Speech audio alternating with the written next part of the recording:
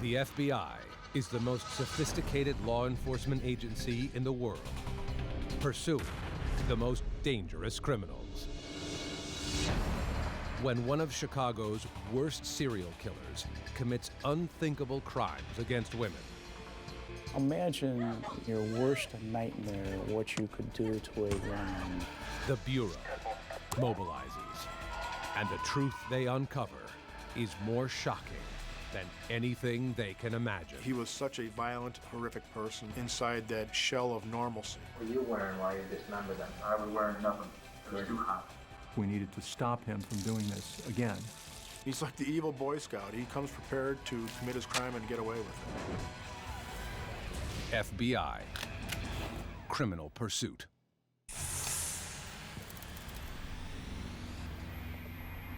July 24th, 1995. In the Chicago suburb of Hanover Park, 45 minutes outside of the city, a police officer visits the home of a distraught man. His nieces, 20-year-old Janetta and 22-year-old Amila Passen Begovich, have vanished. No one has seen or heard from them in 12 days. Janetta and Amila just disappeared from the face of the earth. They just disappeared. The beautiful sisters had moved to the United States from war-torn Bosnia just 6 months earlier. They were the only two daughters of the Passen Begovich family. The parents were very concerned because of the war that was going on in Bosnia. Her father and mother basically sent them to live with an uncle in the United States to avoid being attacked. The hard-working girls found jobs in a local factory and moved in with their uncle. It didn't take long for them to feel cramped by his strict rules and old-world ways. After a few months, they pooled their money and got their own place. They had led very sheltered existences in this war-torn country, and they come here and really, for the first time in their lives, were free. So, they were very bubbly, very excited about American culture and going out and making friends, and very trusting. They were pretty much normal young ladies doing as much as they can to be on their own and trying to live the American dream. The girls had been laid off from their factory jobs and filed for unemployment. They were last seen by a friend who dropped them off in a shopping center where they planned to fill out job applications. No one has heard from them since.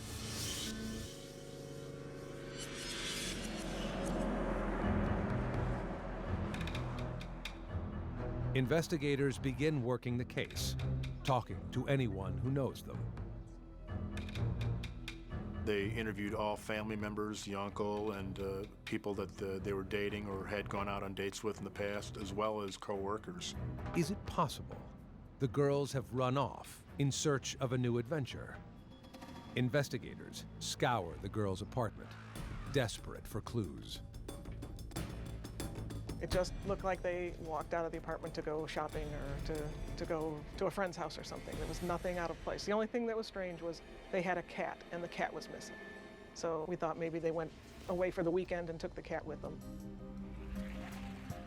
As the days wear on, that scenario seems highly improbable. It became more and more suspicious, and the more people we talked to, they said this was very unlike them. They always talked to their friends, daily. It was very unusual for them just to disappear without having any contact with anyone. The mother and father, when they spoke about their daughters, just heartbroken. I mean, they checked in with them every week, even though they were in another country. The fact that their father hadn't talked to them was clear that they had met with foul play. There's another reason for authorities' concern. Months earlier, police in a neighboring suburb had begun finding the dismembered body parts of a young woman. Her car was found abandoned in Hanover Park. The woman was clearly the victim of a depraved killer. This was a vicious, evil person. These murders, there was no reason for it outside of his own pleasure. Local investigators needed help and contacted the FBI. Special Agent Brian Bean was brought onto the case. He had some kind of a mental element that allowed him to continue doing these acts while he was covering his tracks. Special Agent Bean has been working the case for months and knows that in a city with a metropolitan area of almost 10 million people, it's virtually impossible to track this kind of evil. But now he notices a disturbing link between the Passen Begovich sisters and the dismembered woman. The woman's car was found not far from the sisters' home. Well, we learned that the car was dropped off in an apartment approximately a mile from where the two sisters lived in Hanover Park. Agent Bean's instincts tell him that these cases are related and that something sinister is stalking the suburbs of Chicago. We believed, based on our talking with a number of investigators, that we had someone who had certainly killed more than one person and was very likely to continue doing so. FBI Special Agent Jim Gretz joins the search for the missing sisters. He and the team quickly hone in on two co-workers as possible suspects. We interviewed 2 associates, one for each of the 2 girls. One turns out to be just a friend. The other is a boyfriend. Both men agree to be polygraphed.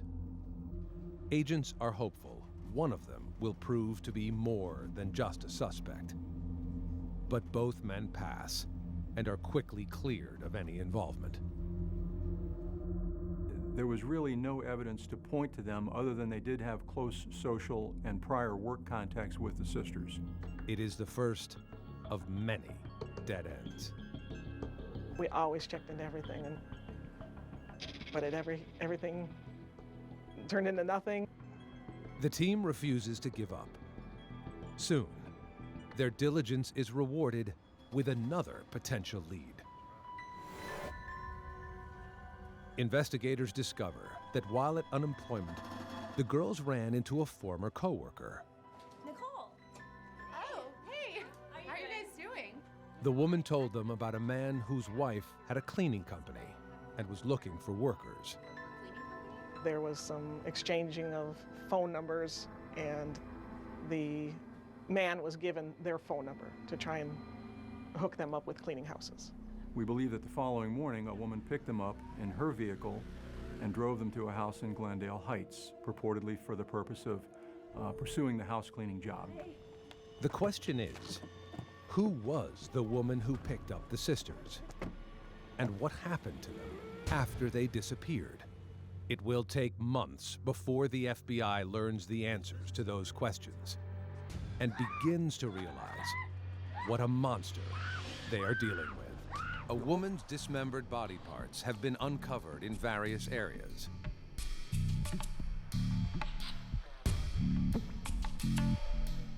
Authorities found her car in Hanover Park, just 1 mile from the apartment of 2 sisters, 20-year-old Janetta and 22-year-old Amila Passen Begovich, who have vanished without a trace. The FBI and local authorities believe the cases are linked and can't help but fear the worst. By the time that the Passen Begovich sisters disappear, this is when law enforcement were thinking they've got a serial killer on their hands. Having fled the atrocities of the Bosnian War, the 2 girls had been in the U.S. just 6 months. I actually spoke with their father, and he described how he and his wife walked them to a bus station, and he showed me with his right hand how he waved goodbye to them. He had family here, so their father thought that they would be safe. Authorities have no leads except for one. The sisters had contacted a house cleaning company for employment. A friend believes that they got in a car with a mysterious blonde woman. They were picked up by someone for the house cleaning job, but No one saw that or knew what happened to them. FBI and local police interview the friend who told the girls about the job. They learn that the cleaning company is owned by a couple, Paul and Charlene Rangi. Yet when law enforcement tracks down the Rangis, they claim to have no such business. My wife used to work for a house cleaning service, but we never started one on our own. And say they never spoke with the Passen Begovich sisters. Never heard of them. No, never heard of him. He was kind of a salesman. You know, he was very smooth. His wife used to clean houses, but no, he wasn't. They weren't starting a cleaning company, and didn't know anything about the missing sisters. But law enforcement is suspicious, especially when they learn that Paul Rangi is a suspect in the case of the dismembered woman whose car was found near the sisters' apartment. Now, he's also being associated with the sisters' disappearance. When we saw his name, we knew there might be a lot more to this than just a simple couple girls that went off with friends. Still, there's no proof that Rangi is involved. Authorities continue to keep him on their radar, but cast a wide net for other suspects.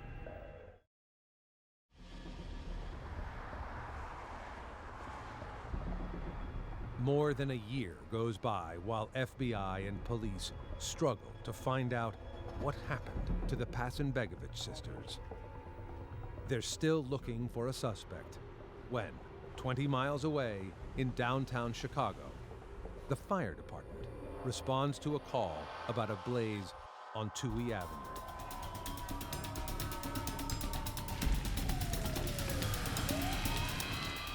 Firefighters enter the home and discover the body of 30-year-old Dorota Giobach, also known as Dorothy. We have a female victim, DOA. Thankfully, Dorothy's 5-year-old daughter was not home at the time and was unharmed. At first, the fire appears to be a random tragedy. The assumption was, based on the original examination of the crime scene, that there was an accidental fire and she had died within that fire.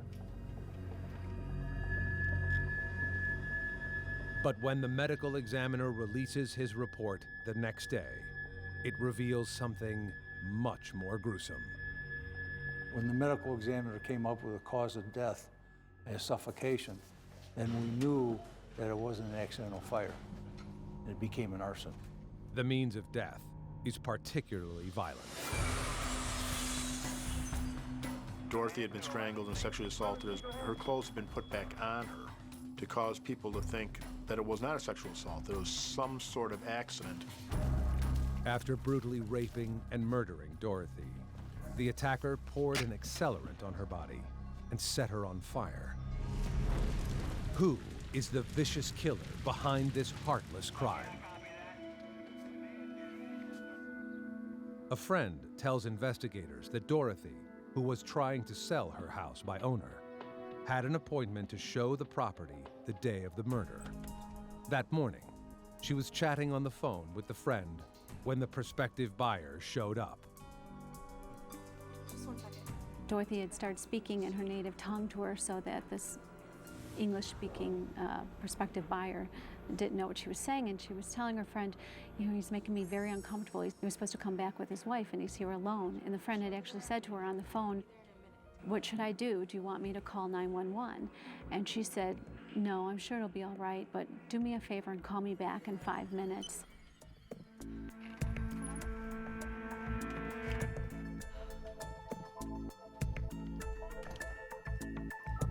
When the friend called back, Dorothy didn't answer. Panicked, the friend called 911. 911, what's your emergency? I need you to go check on my friend's house. She was too late. At the same time that she's calling 911, the fire department is being called to the house because of the fire. Who was the visitor at Dorothy's house? It's unlikely that this killing has anything to do with the woman who was dismembered in Hanover Park, or the two sisters who have disappeared. It's been 2 years since a gruesomely murdered woman's car was found in Hanover Park. the same suburb where two Bosnian sisters later disappeared. Now, 45 minutes away, Polish single mother Dorothy Dziubak has been discovered raped, strangled, and burned in her Chicago home. There was ligature to her wrists. She had blunt trauma to the face as she was being pushed down. According to Dorothy's friend, a man had set up an appointment to view her house that was up for sale. But despite interviews with friends and neighbors, police are unable to identify or locate him. To compound matters, there's hardly any physical evidence from the crime scene. Because the original investigators thought it was a death investigation as a result of a fire, there was an extensive forensic recovery of evidence. Chicago police don't know it, but that lack of evidence is eerily similar to the Passen Begovich case that has stumped the FBI and authorities in the suburb of Hanover Park. Bosnian sisters Janetta and Amila have vanished without a trace, and authorities are no closer to finding out what happened to them. Neither group is aware of what the other is investigating. The FBI's only suspect is Paul Rangi, whose wife Charlene allegedly ran a cleaning business that the girls had contacted for employment. Even though Paul and his wife deny any knowledge of the company or the sisters, agents aren't convinced of their innocence. We kept looking at all these other people thinking, well, what if it is all just coincidental?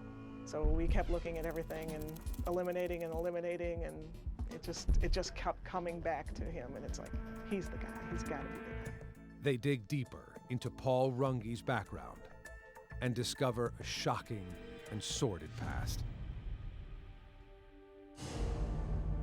At the age of 17, Paul Rangi brutally raped and assaulted a 14-year-old girl.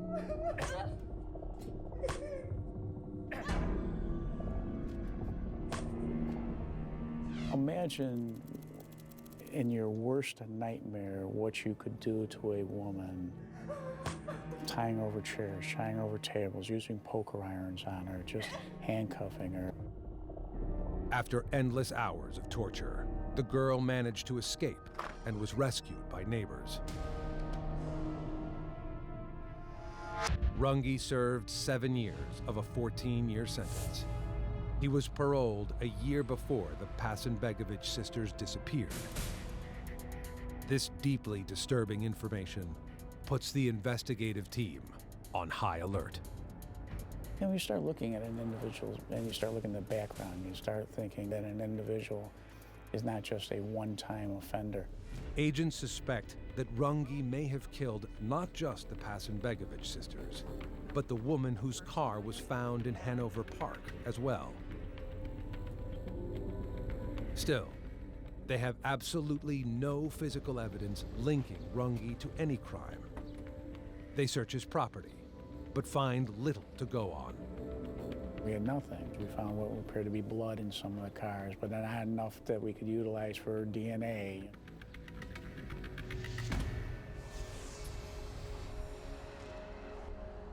Without enough evidence to procure an arrest warrant, the only thing investigators can do is put Paul Rangi and his wife, Charlene, under periodic surveillance. For months, they secretly follow Rangi and his wife. We obviously didn't want him to know what we were doing. We wanted to know what his activities were. We wanted to know how he was, what he was doing. If potentially if there were more victims they were looking for and so forth. But Rangi is always one step ahead. He spots the surveillance team and their vehicle in the parking lot where he works. After that, the FBI continues to tail him, but the tables have turned. Rangi and Char just absolutely played with him. And at one point in time, she's driving like a bat out of hell from their house. He jumps out of the car at O'Hare Airport, goes flying through the airport with a bag in his hand.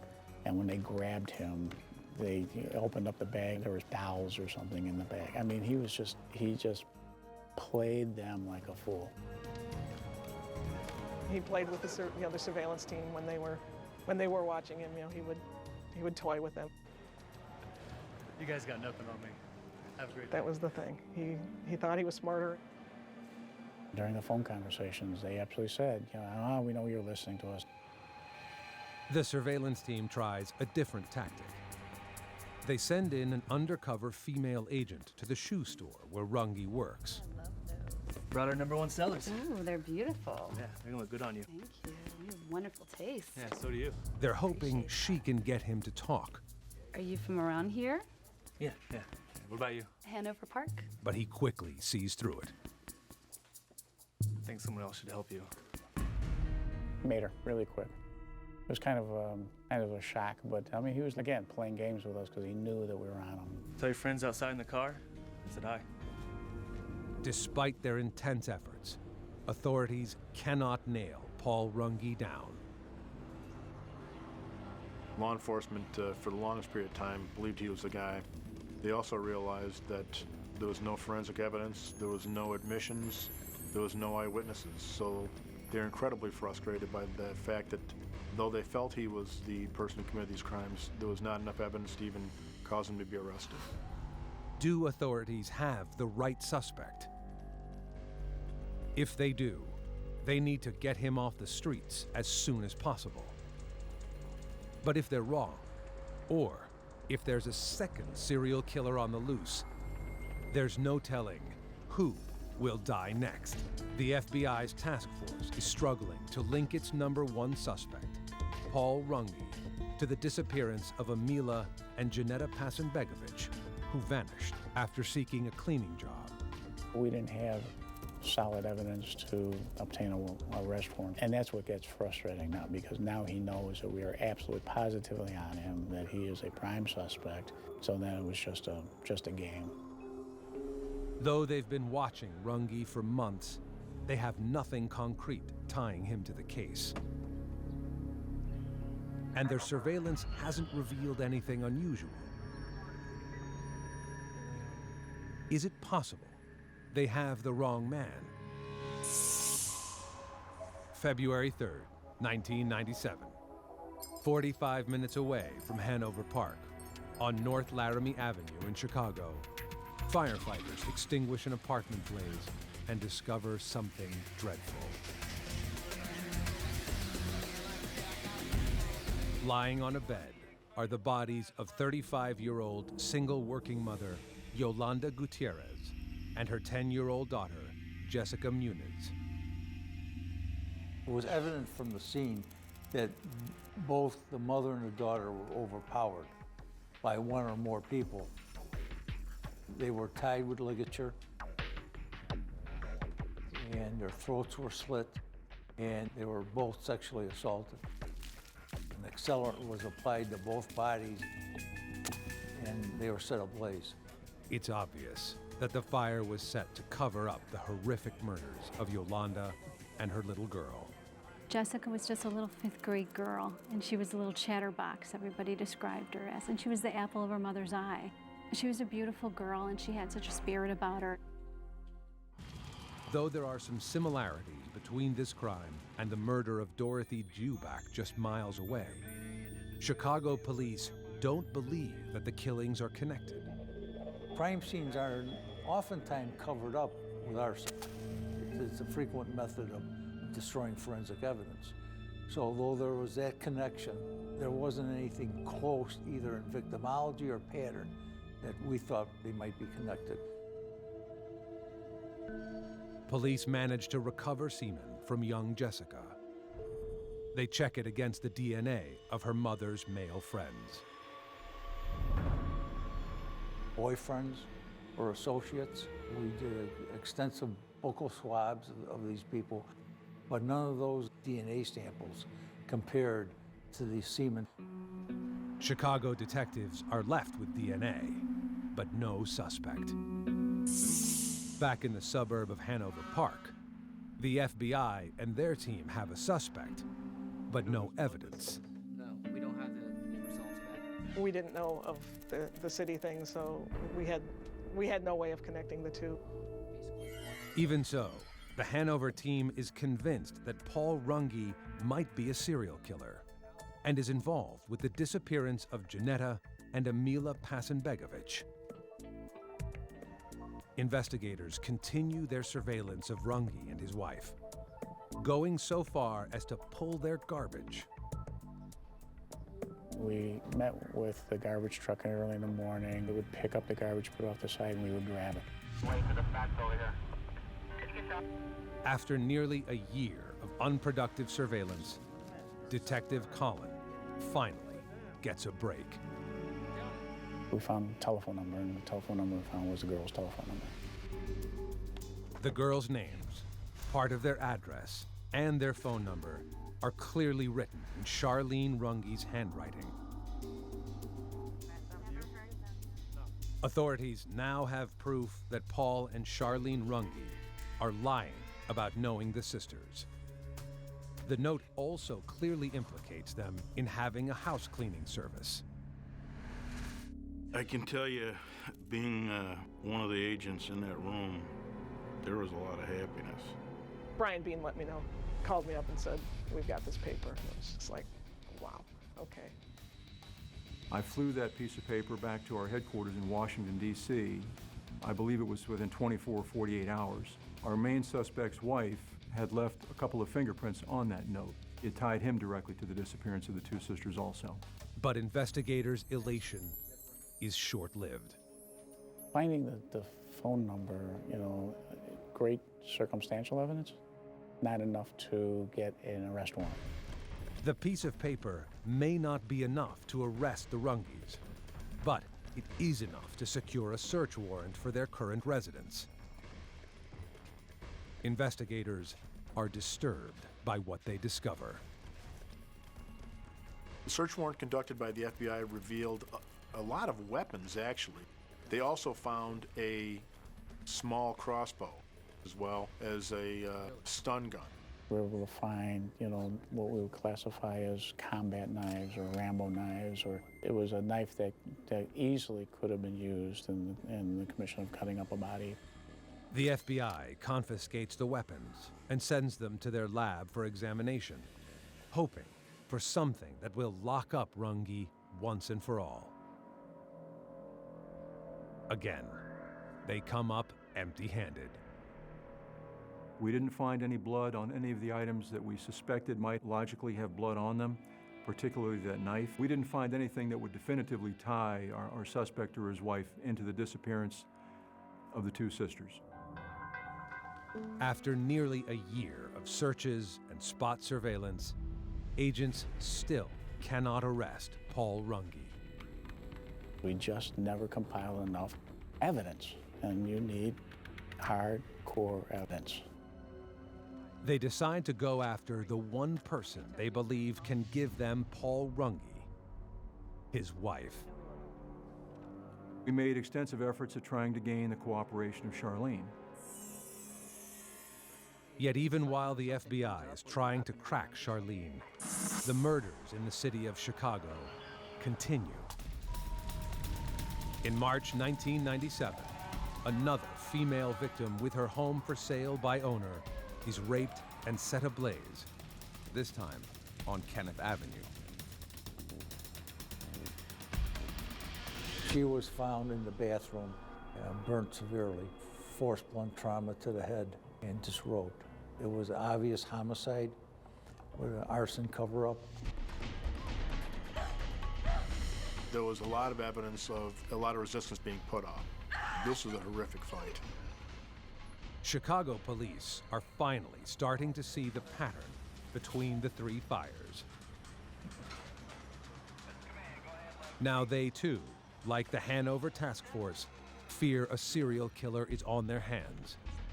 One who is sadistic and smart enough to cover his tracks. When you're talking about serial murders, there's different types. A disorganized one, they just kill and it's sporadic. It's just, the crime scene's a mess. And very organized serial murderers, on the other hand, they need to control every aspect of it. Chicago police and the FBI are still working separately, unaware that each is pursuing a ruthless sadist But soon, an old piece of evidence breaks both cases wide open, and a shocking videotaped confession reveals Chicago's worst serial killer since John Wayne Gacy's. While in the suburbs, the FBI is trying desperately to connect Paul Rangi to the disappearance of the Passen Begovich sisters, who have been missing for almost 2 years. When you're looking at a crime or crimes dealing with the ugliness in life, and you know who did it, it is extremely frustrating not to be able to put those last few things together. Authorities are certain Rangi needs to be locked up. But without enough physical evidence for an arrest warrant, their hands are tied. Agents come up with another idea. A 1996 search of Rangi's house yielded a collection of weaponry. Investigators hope their findings will be considered a violation of Rangi's parole for the 1987 assault of a 14-year-old girl. I personally contacted his parole agent and presented information about our findings, particularly about the weapons, to the Prisoner Review Board. It works. Agents arrest Rangi and get him off the streets. With Rangi temporarily behind bars, investigators turn their attention to the woman they consider their best bet, Paul's wife, Charlene.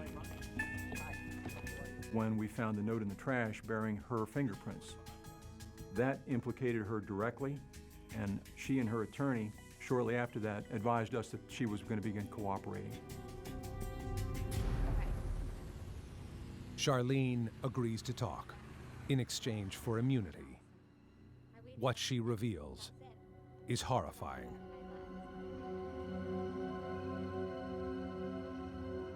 Charlene confirms that after the Passen Begovich sisters contacted them for a cleaning job, she picked them up and drove them to her home. While the girls entered the house, she stood outside and smoked a cigarette. The two sisters thought they were going to clean his Glendale Heights home and found out very quickly that that wasn't the game plan at all. After a few minutes, one of the two sisters came running out of the front of that house, screaming. And Paul caught up with her, grabbed her around the hair of the head, and basically dragged her back towards the house.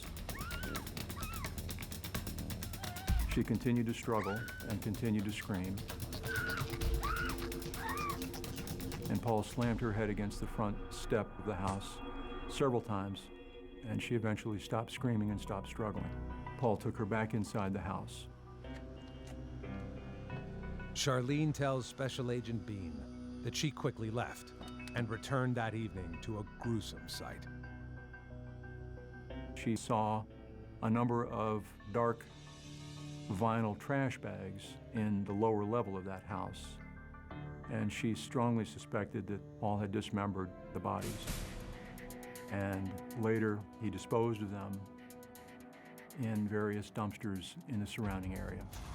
Charlene's confession is a game changer. Okay, I know.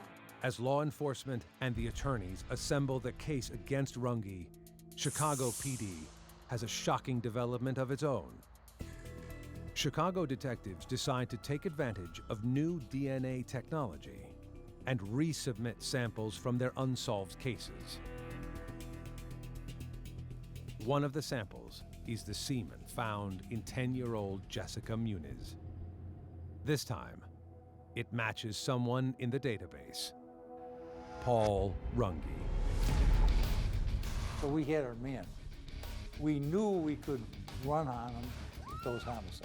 The DNA link between Jessica and Paul was the first rock-solid forensic piece of evidence that was in all ways conclusive of his guilt. Finally, the Hanover Task Force and Chicago police realize that Paul Rangi is the man they have all been looking for. Investigators come up with a plan to confront Rangi, who has no idea his wife has flipped or that there is conclusive physical evidence linking him to the Chicago murders. The trick of dealing with someone like that is not to insult his intelligence, play up to it, present to him as he's smarter than you until you pull the rug from him. The FBI strategically interviews Rangi first. He essentially told us that he didn't wish to answer any further questions because he'd already made statements before to law enforcement. And after a very, very brief time with Paul, we thanked him, we left.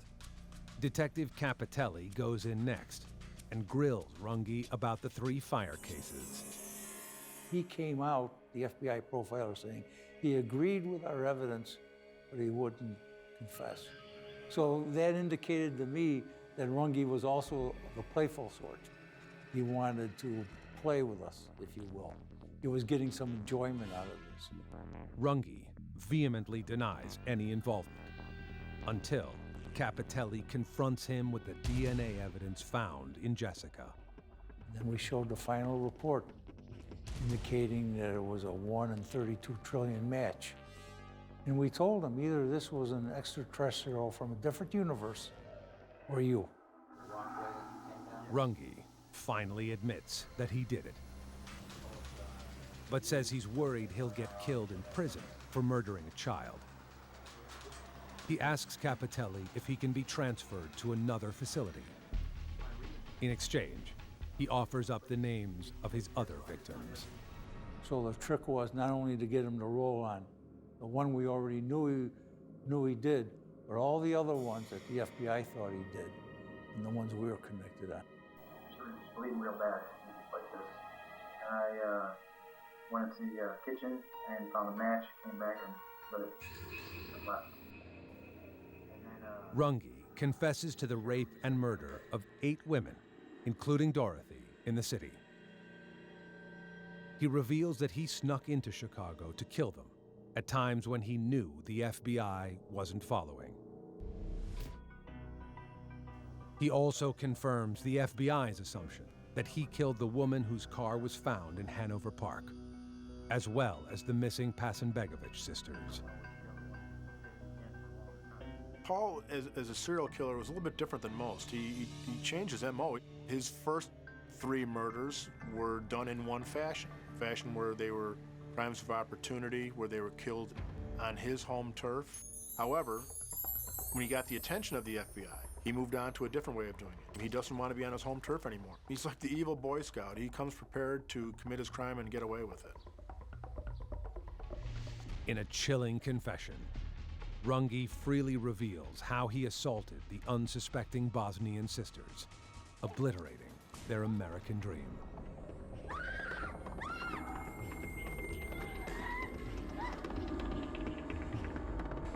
He raped the one girl in front of the other as she was strapped down to his workout table, and then brought that woman up to the bathroom.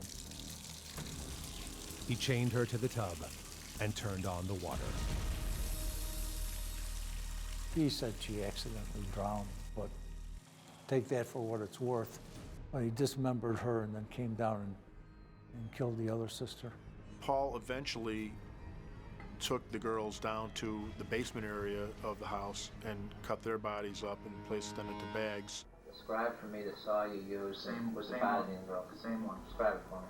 About this long, a tree saw.